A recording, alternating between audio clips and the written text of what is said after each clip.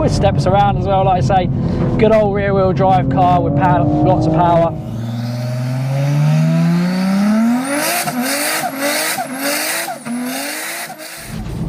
Hi guys, Alex Peak Performance Reviews. Welcome to another vlog and welcome to another hopefully cool kind of video, in the fact that we have got a Mark 5 Toyota Supra. Obviously, if you'd been following the channel for a while, I have reviewed one of these before, but this is the Jarama Racetrack edition. Now, although it says Racetrack edition, let me tell you now, this has got no performance advantages over a normal 3-litre version. Still 335 horsepower with the exact same torque figure as before. Links in the bio to all the tech specs. This essentially has a few little nice new design cues. Look absolutely stunning. A nice little lick of this blue paint, and other than that, that is it. But does it matter? No, it doesn't. We're going to get to drive the Supra GR again, and we're going to push it a little bit more for your entertainment. So yeah, let's get kind of a Faye and a Kin back in this car. Obviously, people that will know and follow this channel will also know that I ordered one of these when they first came out, or years before they even come out, should I say. And I ended up cancelling my order. You probably would have seen that I didn't have the car, never got the car. Got so close in the process of buying one and ended up cancelling my my order. In short, I didn't really need one. I was a little bit gutted about the fact that yes, there is lots of BMW parts on the car. Mind you, that being said, the more I've thought about it over the years, the more I kind of want one again. At the end of the day, a marriage between Toyota and BMW, let's be honest, is not going to be too bad at all, I have to say. So yeah, let's get back to it. Let's get that thing out of our mind and let's go and drive one. These are still obviously with a ZF manual gearbox, auto gearbox, shall I say.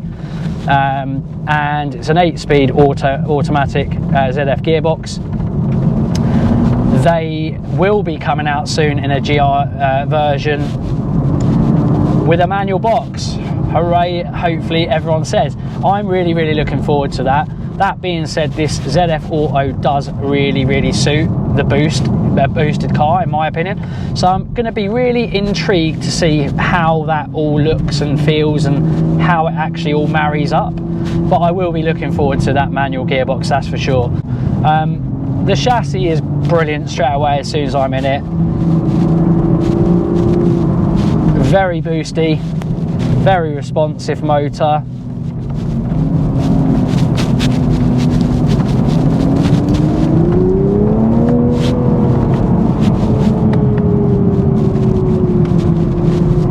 Yeah, really good chassis.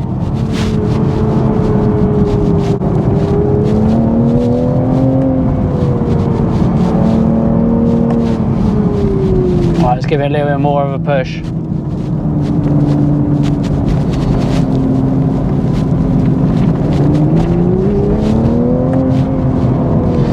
So again, let's get a Faye with how this car feels again. So connected front end, really nice. Doesn't go light over the bump there. Tuck it in. Hit that apex, push. Steps out a little bit in the rear. Lovely, absolutely lovely. Brake modulation and feel, really nice high bite point, which I love. Really good brake modulation and feel. So yeah, let's give this a little bit more of a push and let's see what this chassis is like.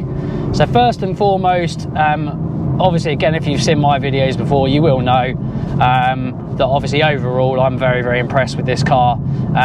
Yeah, steering weight is decent, it's not too light, it's kind of in between, it's in the middle, I'd say. But the steering rack response is really good, so you get a real good left and right with very little movement from the steering wheel. You will get great rotation and movement from the front end and the chassis. So with that, it has a very communicative, good front end. Chassis balance and control, anyone that will know me and watch my videos will know that I have said this has got a really good chassis, relatively neutral but with a nice little tendency to give a little bit of oversteer purposefully. Nice connected front end and rear. Good chassis control, very little body roll. Great brakes, great modulation. Even with the traction control all the way off.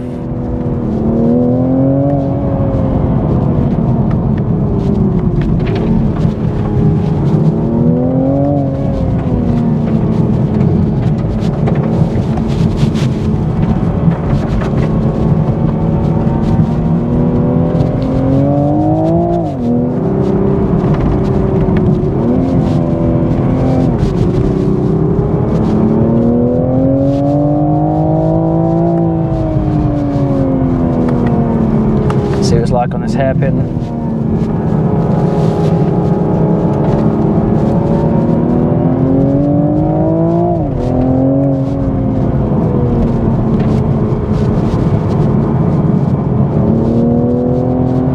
It is a great chassis.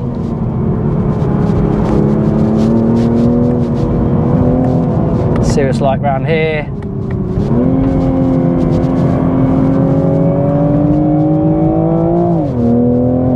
All allocations for this limited edition model are taken. I think there's only about 20. I'll correct myself if I'm wrong. Links in the bio to all the tech spec and everything.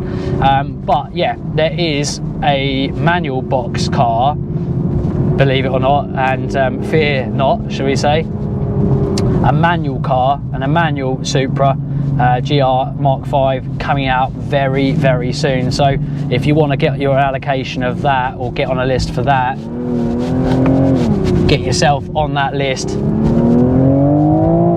Because although I think that the auto suits this boosted motor,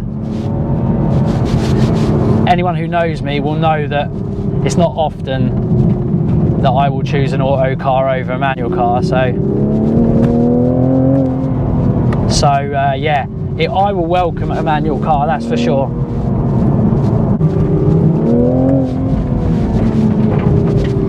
But yeah, this Supra is amazing. It's a great car, you know. There's 4 cars obviously that are all in their own little realm of kind of little sports GT cars, and that's the Alpine A110, the M2 competition, the 718 GTS or S, and obviously the GR Supra. All are kind of very, very similar. They all feel just that little bit different, but they're all so good in their own right at what they do. And yeah, this Supra is absolutely superb. There's no two ways about it. And I'm a big fan, don't get me wrong. As much as I own a Mark IV, if you didn't know, yes, I own a Mark IV, 1059 horsepower Mark IV, soon to be 1200 horsepower.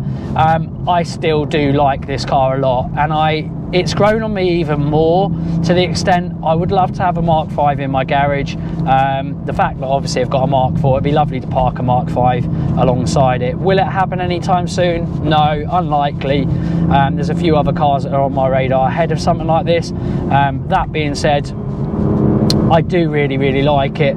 Steering is great, chassis is great, brakes are great.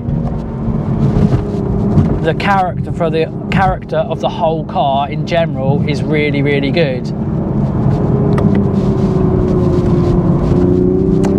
And I'm just kind of taking it all in for an extra time.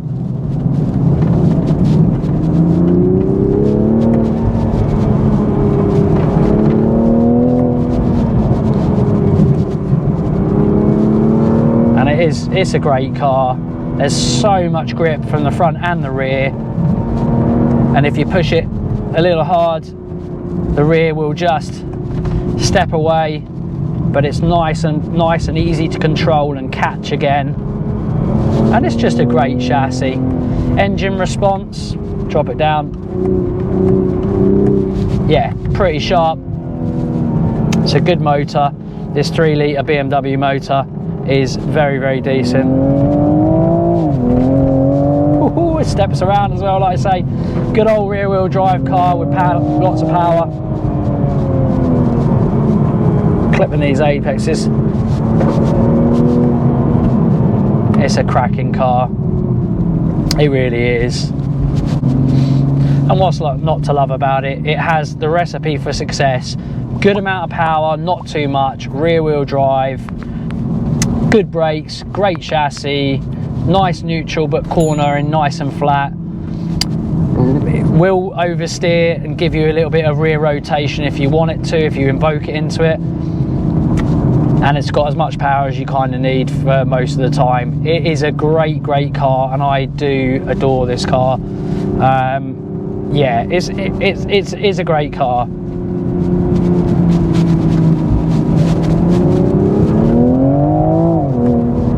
And it goes bloody well. It feels like it's got a lot more than 335 horsepower, that's for sure.